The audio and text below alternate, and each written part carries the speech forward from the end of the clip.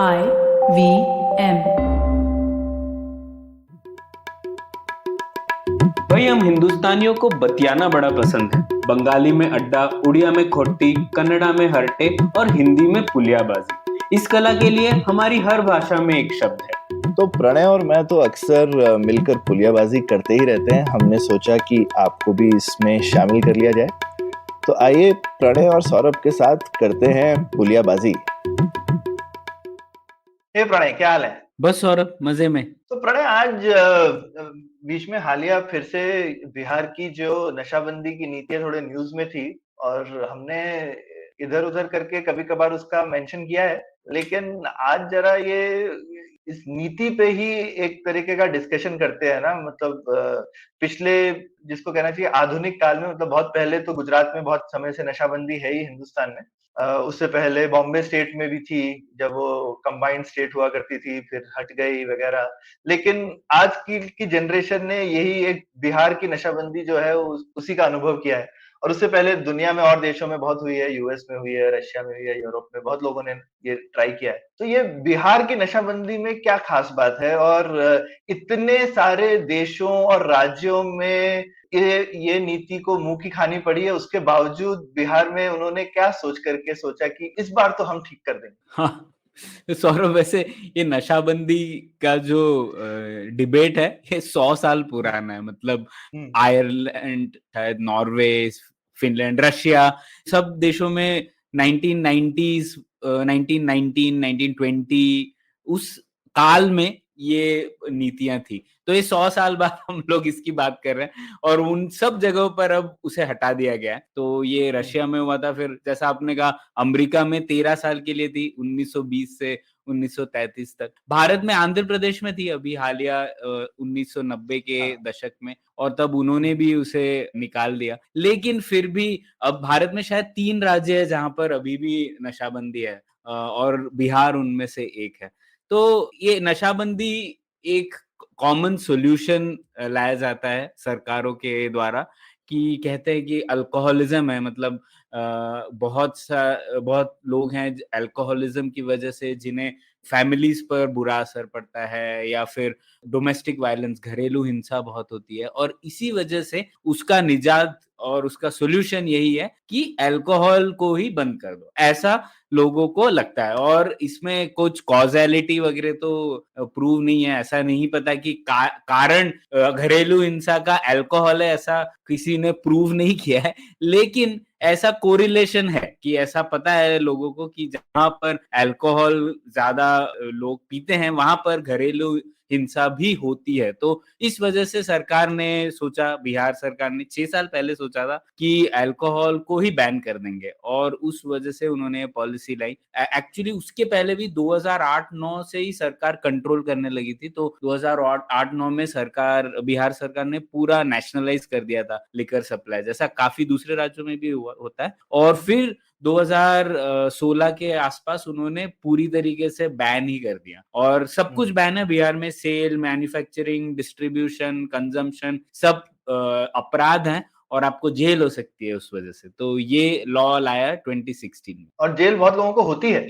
मतलब ऐसा नहीं कि सिर्फ दिखाने के दांत हैं। मतलब ये बड़े मेहनत और मशक्कत से पुलिस वगैरह सब लोग जो है इकट्ठी भी करते हैं, और चूहे दारू पी गए, इस टाइप की कहानी भी हमको अखबारों में अक्सर सुनने को मिलती है। हाँ, बिल्कुल। तो लेकिन अब हमको क्या लेसन्स मिलते हैं इससे प्रणय, कि ये इवन जो बिहार में हो रहा है उससे भी, और जो बाकी जगहों पर हुआ है, ये मान लो ये सच भी है कि अगर काफी सारी स्टडीज तो हैं कि कोरिलेशन है घरेलू हिंसा का इस चीज से। और काफी जगहों पर होता है कि भाई जो घर के पैसे वगैरह हैं वो अगर नशेड़ी है आपके कोई घर में, तो वो बहुत ही ज्यादा उस चीजों में पैसे खर्च कर देगा, तो बच्चों की पढ़ाई वगढ़ाई में या वगैरह बाकी चीजों में आपके पैसे कम बचेंगे। तो स्वाभाविक सी बात है कि अगर कोई भी किसी को नशे की आदत लगी हुई है, चाहे शराब की हो चाहे ड्रग्स की वगैरह हो, तो उससे घर पे तो बहुत बुरा असर पड़ता ही है ना? तो लेकिन नशाबंदी से ये प्रॉब्लम सॉल्व हो जाते हैं क्या?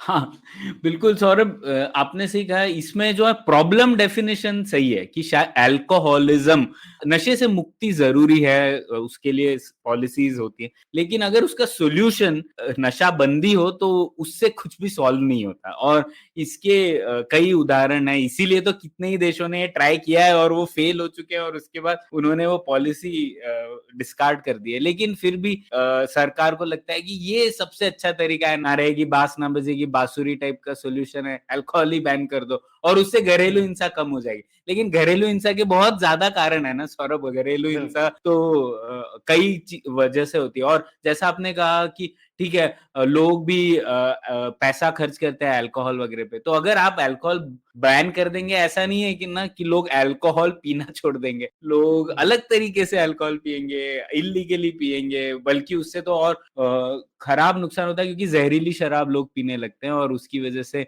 लोगों की मृत्यु ही हो जाती है। ख़ैर, आप ये बात छोड़ दो कि घर पे क्या होता है, लोग कितनी बार मर भी जाते हैं। तो मेरे पास 4 कारण हैं सौरभ, जिसको हमें सोचना चाहिए। और इससे पहले आगे बढ़ो, हम वो मेंशन कर भी सकते हैं, आंध्र प्रदेश में इनफैक्ट इसीलिए उन्होंने फाइनली नशाबंदी हटाई थी, क्योंकि इतनी ज़्यादा नकली शराब का बिज़नेस और इतनी मौतें हुई थी कि उन्होंने फाइनली ये पॉलिसी वापस ली थी। तो हमारे हुँ। हाल-फिलहाल के इतिहास में ये एग्ज़ाम्पल है। बिल्कुल, तो वहीं से शुरू करते हैं। एक तो कारण यही है कि सरकार ने अगर किसी चीज़ को बैन किया, उसका अर्थ ये नहीं है कि वो चीज़ होगी नहीं, है ना?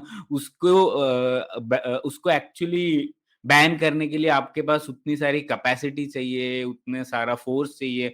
तो वो ख़ैर ये तो पता है हमको कि हर जगह जहाँ पे भी अल्कोहल बैन होती है, वो अंडरग्राउंड चली जाती है। तो लोग सप्लाई करते हैं अल्कोहल, या तो फिर लोग इम्पोर्ट करते हैं, दूसरे राज्यों में तो मिल ही रही है, तो लोग कुछ ना कुछ तरीका निकालते होंगे वेस्ट बंगाल से लाने के लिए या फिर उत्तर प्रदेश से लाने के लिए। तो ये तो होता ही है। और दूसरी चीज इसी की वजह से, जैसा कि कहा, अंडरग्राउंड अल्कोहल मैन्युफैक्चर भी होती है, और वो मैन्युफैक्चर होती है, कई बार जहरीली शराब भी होती है। और तो बिहार में ही पिछले 5-6 सालों में कई ज़्यादा इंस्टेंसेस हुए हैं सौरभ, जहाँ पर ये ज़हरीली शराब की वज़ह से मौतें बढ़ गई है। और आप ये भी ध्यान रखिए कि क्योंकि अल्कोहल बैंड है, सरकार नहीं ये बताना चाहती कि ज़हरीली शराब की वज़ह से मौत हुई है। तो जब जब भी ज़हरीली शराब से मौत होती है, तो कई बार पुलिस उस पे लीपापोती कर देती है, कहती है कि और कुछ कारण बता दो आप, ये वो, क्योंकि सरकार नहीं चाहती ये मानना कि उनकी पॉलिसी की वज़ह से ऐसा हो रहा है। तो उसके बिल्कुल। बावजूद भी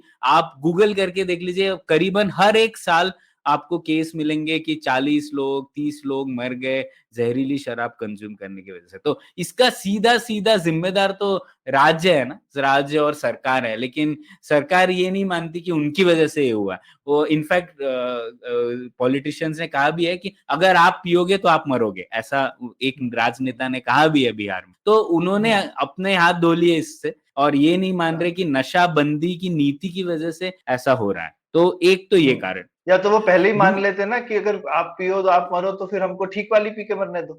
हाँ, है ना? तो वहाँ पे आप बोल रहे हो कि मेरा दायित्व है। बाय द वे, और हाँ, दूसरा एक, क्यों बिहार के केस में हमको और एक ध्यान रखना चाहिए, बिहार का काफ़ी बड़ा इंटरनेशनल बॉर्डर भी है। तो यही नहीं है हुँ। कि आप सिर्फ़ डोमेस्टिक बॉर्डर है आपके पास स्टेट का, आपके पास एक इंटरनेशनल बॉर्डर भी है, तो कंट्रोल करना और मुश्किल है। तो ख़ैर। बिल्कुल, ये इम्पोर्टेंट पॉइंट था। और दूसरा सबसे बड़ा पॉइंट बिहार जैसे राज्य के लिए है कि वो स्टेट कैपेसिटी का आर्गुमेंट ले, कि आप मान लीजिए किसी भी राज्य क्षमता जो रहती है, वो सीमित रहती है, और बिहार जैसे राज्य में तो हमें पता है वो बहुत कम है, गरीब राज्य है, सरकार छोटी है कंपेयर टू जितनी होनी चाहिए इतने लोगों के लिए, तो वैसे ही उनकी सीमित क्षमता है। और उसमें भी आप देखेंगे कानून व्यवस्था जो है बिहार की तो चरमराई हुई है कई सालों से। उसमें हम लोगों ने सरकार को और पुलिस को और कानून व्यवस्था को ये एक नया ऑब्जेक्टिव दे दिया है कि आप अपनी पूरी क्षमता ये अल्कोहल प्रिवेंशन में लगाओ। तो उसकी वजह से सौरभ बहुत नुकसान हुआ है। जैसे सुप्रीम कोर्ट ने खुद एक ऑर्डर इश्यू किया था फरवरी में इस साल, और उन्होंने कहा था कि हम ज़्यादा से ज़्यादा हमारे जो केसेस हाई कोर्ट और ट्रायल कोर्ट में आ रहे हैं, वो बेल एप्लीकेशन के आ रहे हैं अल्कोहल से रिलेटेड। यहाँ तक कि हुँ, एक स्टेज पे 16 जज हाई कोर्ट के सिर्फ इसी के बेल मामले और प्रोसिक्यूशन के केस सुन रहे थे। तो हुँ, अगर आप अगर बेल नहीं देते तो उसकी वजह से जो कारावास थे वो सब इसी तरह के लोग जो थे वो उसमें कैद हो गए थे, जो कि ये केस चल रहा था उनपे। तो मतलब आप असली क्रिमिनल्स को पकड़ने की बजाय लोग जो अल्कोहल पी रहे थे वही लोग या तो कानून व्यवस्था को क्लॉग कर रहे थे या फिर जेल में ऑलरेडी भरे पड़े थे। तो इस वजह से सुप्रीम कोर्ट ने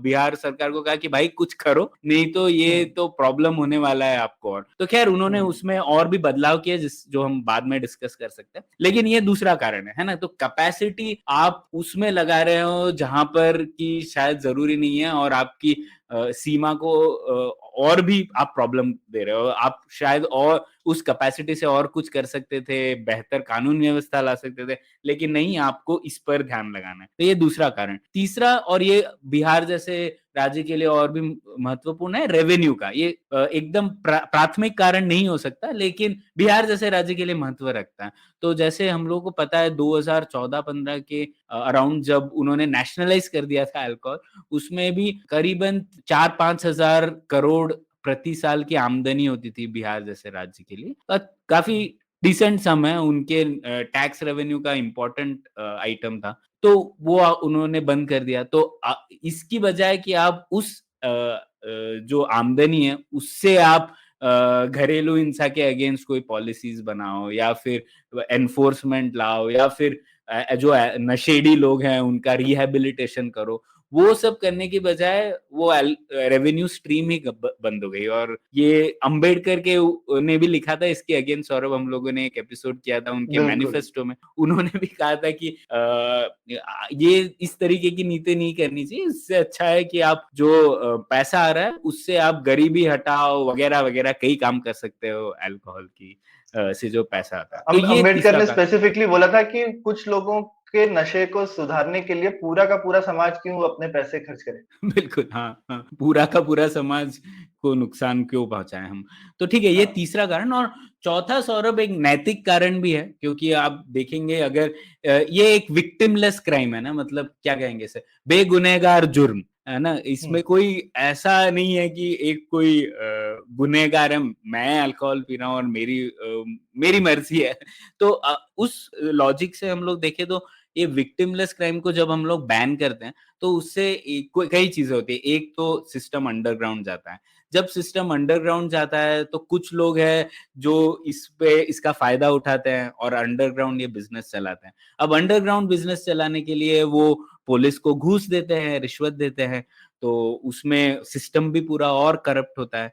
और ये जो लोग हैं जो अंडरग्राउंड चला रहे हैं, ये अमीर होते जाते हैं, क्योंकि ये बिजनेस पहले वो नहीं कर सकते थे, लेकिन अब वो इलीगली करके बहुत पैसा कमाते हैं, और उसकी वजह से वो भी अमीर होते हैं। तो अल्टीमेटली ये होता है कि हमारी जो नैतिक मूल है वही कमजोर हो जाते हैं, क्योंकि इस तरीके के लोग समाज में और अमीर होते हैं, समाज में और पावरफुल होते हैं, शायद राजनेता बनेंगे, शायद बिजनेसमैन बनेंगे, और उसकी वजह से पूरा हम लोगों का जो नैतिक व्यवस्था है वो भी हिल जाती है। तो ये चौथा कारण है, और शायद बिहार में भी ये हो रहा होगा। नेचुरल एक्सपेरिमेंट है ये, 5-6 साल बाद हमें इसके नतीजे पता पड़ेंगे। लेकिन ये 4 कारण है, सौरभ, जिसकी वजह से नशाबंदी सॉल्यूशन नहीं है अल्कोहलिज्म। बिल्कुल। और ये ओवरऑल हम आई थिंक इसमें एक थीम है बेसिकली छुपी हुई कि बस भाई हर सामाजिक बुराई का समाधान सरकार के द्वारा नहीं हो सकता।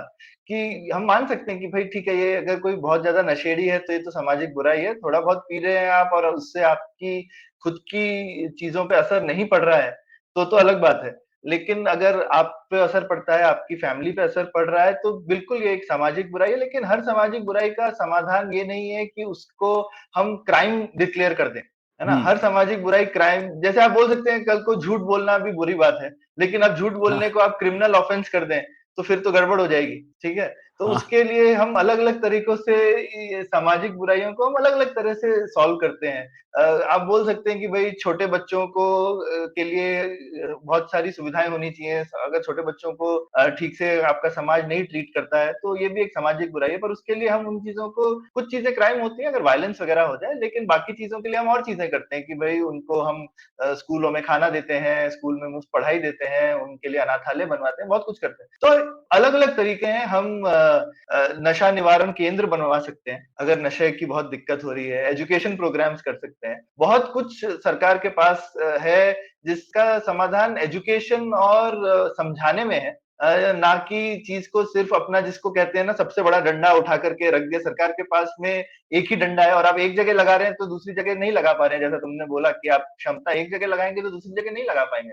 तो ये मुझे बहुत ही गड़बड़ चीज लगता है, लेकिन इसका लेकिन सपोर्ट बहुत है प्रणय हिंदुस्तान में, और खासकर महिला वर्ग में, क्योंकि इसलिए लगता है मुझे कि शायद काफी सारी जो स्टडीज हैं वो जो भी कहती हूँ, लेकिन एक डेमोक्रेटिक दिखता तो है कि बहुत बड़ा बेस है हिंदुस्तान में। तो इसके लिए क्या करना चाहिए? अगर इतना बड़ा सपोर्ट है किसी चीज को, तो एक डेमोक्रेसी में उसको कैसे हैंडल करोगे? हाँ सौरभ, ये बहुत इंपॉर्टेंट पॉइंट है। तो लोग अच्छा सॉल्यूशन नहीं दे सकते पॉलिसी का। अगर वो अच्छे सॉल्यूशन दे पाते तो फिर राजनेताओं की जरूरत ही क्या है, हम लोग ही अपनी अपनी नीति बना लेते हैं। तो अक्सर यही होता है कि हमारे पास सिंपल सॉल्यूशंस होते हैं, क्योंकि अगर हमने नीति के अनइंटेंडेड कंसिक्वेंसेस क्या हो सकता है वो इतनी डिटेल में नहीं पता, तो हम लोग सिंपल से सॉल्यूशन लगाते हैं, प्लास्टिक बैन कर दो, ये बैन कर दो, वो बैन कर दो, और हमें लगता है कि इससे सॉल्व हो जाएगा। तो यही यहाँ पर हो रहा है। एक जो प्रॉब्लम है वो एक काफी रियल है, लेकिन उसका सॉल्यूशन आप लोगों से मत पूछो, सॉल्यूशन तो राजनेताओं को पता होना चाहिए। अब जैसे हम लोगों ने डिस्कस किया, हमारे पास 100 साल का इतिहास है इसके ऊपर कि क्या नतीजे होते हैं इसके, और हमें पता है कि जो इसके कॉस्ट है वो बहुत ज्यादा है बेनिफिट के तुलना में। तो हमें राजनेताओं का दायित्व है कि इन सब चीजों को समझे और करे। अगर डेमोक्रेटिक डिमांड है तो मुझे लगता है सरकार और अच्छे नीति ला सकती है। तो जैसे बिहार में ही सौरभ, अभी मैंने देखा, मैं गूगल कर रहा था इसके ऊपर ही, तो बिहार सरकार प्रोहिबिशन कांस्टेबल्स नियुक्त कर रही है। तो ये लोग हैं जो खासकर नियुक्त कर रही है जिससे कि वो एनफोर्स करेंगे इन सब चीजों को। तो अगर प्रॉब्लम डोमेस्टिक वायलेंस है तो ये कांस्टेबल्स को डोमेस्टिक वायलेंस को ही सॉल्व करने में लगाई है ना। तो आप डोमेस्टिक वायलेंस के ऊपर एजुकेट कर सकते हैं, और अगर डोमेस्टिक वायलेंस हो रही है तो लोगों को आप उस तरीके से कानून से रेगुलेट कर सकते हैं। लेकिन हम उसकी बजाय अल्कोहल को ही बैन करना चाहते हैं, तो ये मुझे लगता है काफी गड़बड़ है। तो डेमोक्रेसी से आप प्रॉब्लम समझिए, लेकिन राजनेता को अपने दिमाग लगाना पड़ेगा, अपनी सोच समझ तजुर्बे का उपयोग करके अच्छे सॉल्यूशन लाने पड़ेंगे, ना कि जो सरकार जो रास्ते पे एक सॉल्यूशन है उसे आप इम्प्लीमेंट कर दीजिए। बिल्कुल, और इसीलिए हमारी प्रतिनिधित्व वाली, जिसको कहते हैं रिप्रेजेंटेटिव डेमोक्रेसी, है ना, ताकि ये डायरेक्ट डेमोक्रेसी, बहुत लोग बोलते हैं ना कि सब कुछ डायरेक्ट क्यों नहीं हो सकता, ये सब हमारी कॉन्स्टिट्यूएंट असेंबली ने सब डिस्कस की थी भाई चीजें। तो ये फायदा होना चाहिए जो आई थिंक हमको अक्सर नहीं मिलता है। कोई बहुत ही, जिसको कहते हैं स्ट्रॉन्ग लीडर टाइप हो, जैसे नीतीश कुमार है, उन्होंने बोला हाँ लोगों ने ये मुझे बोला, अब मैं ये कर रहा हूँ। लेकिन क्योंकि वो चेक्स एंड बैलेंसेस है नहीं लेजिस्लेचर में वगैरह में, जहां पे लोगों, आपको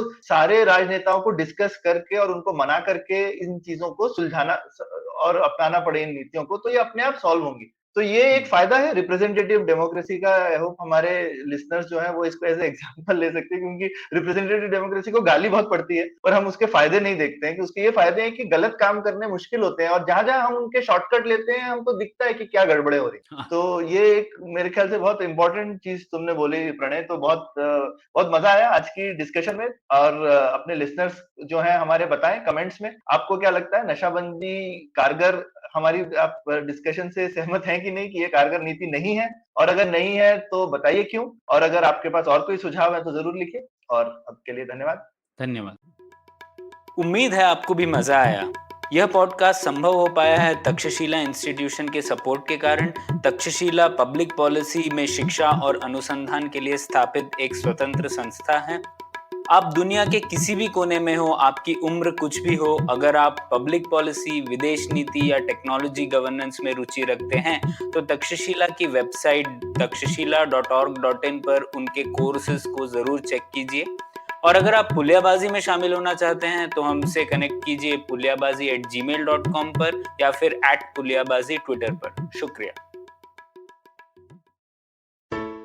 Hey, it's been another great week on the IVM Podcast Network. On Cyrus's Cock and Bull, Cyrus, Ayushi, Shreyas and Antrix talk about the IITIM Shadi.com endeavor and the newly conceived male contraceptive pills. We have a brand new show. It's a Marathi show called Akhand Bharat. Host Sanya Mane is an Indologist and she takes us back to Vedic times and offers us the history and origin of many myths. On Paisa Vaisa, Anupam introduces us to Manish Mahatmev, Director Payments, WhatsApp India. Together, they map out the success of digital payments in India. On the Filter Coffee podcast, Karthik speaks to Shubham Nag. He's the creator of the community Tattoo Culture. On the Life Manifesto, Zarina shares how one can go about building a strong character with good value system. And on the Habit Coach, Ashton explains the subtle but important difference between listening and hearing. Do follow us on social media. We're IVM Podcast on Twitter, Facebook, Instagram, and LinkedIn. And remember, if you're enjoying this show or any of our other shows for that matter, please do tell a friend. Also, don't forget to rate us on any of the platforms you're listening to us on, including the one you're listening to us on now. And also, please do check us out on YouTube. We have a number of channels. They're all available on ivmpodcast.com/YouTube. We're also doing a small listener survey to help us understand you, the listener, better, and how you like our shows, how you respond to the advertising, and so on. We'd really appreciate it if you could spare a few minutes to fill it out. It's at ivmpodcast.com/survey. And finally, we'd like to thank our sponsors on the network this week, SBI Life Insurance, India Water Portal, and Jupiter, a digital banking app.